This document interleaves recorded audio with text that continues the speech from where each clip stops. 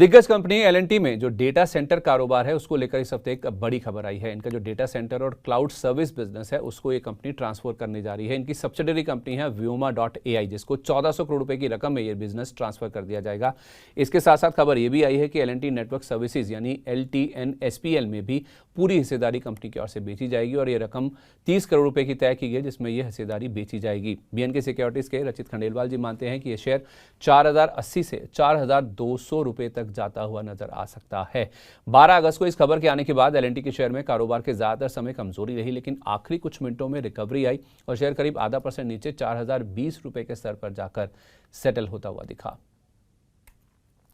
सेबी से MCX यानी कि मल्टी कमोडिटी एक्सचेंज के लिए एक अच्छी खबर आती हुई दिखी है। दरअसल सेबी ने यानी कि मार्केट रेगुलेटर ने कमोडिटी डेरिवेटिव्स पर एक कंसल्टेशन पेपर जारी किया है। FPIs की भागीदारी को अनुमति देने के ऊपर एक कंसल्टेशन पेपर है जो कि जारी हुआ है।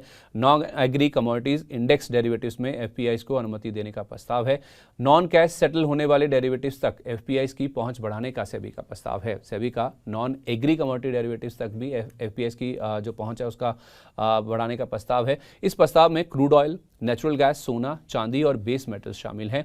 फिजिकली सेटल होने वाले डेरिवेटिव्स में FPIs को अनुमति का प्रस्ताव दिया गया है। सेबी का नॉन एग्री कमोडिटी डेरिवेटिव्स में FPIs को अनुमति देने का प्रस्ताव है। FPIs को डिलीवरी पीरियड से पहले अपनी पोजीशन से बाहर निकलना होगा।